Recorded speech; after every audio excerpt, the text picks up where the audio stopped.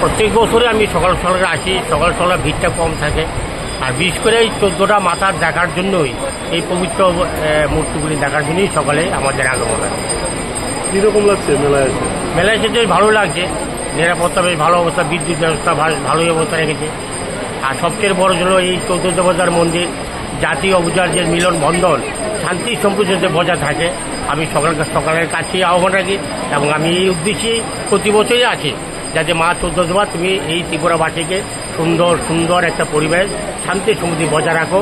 আগামী দিনের সুখ সমৃদ্ধির জন্য ত্রিপুরার বাসী গৌরব করতে পারে।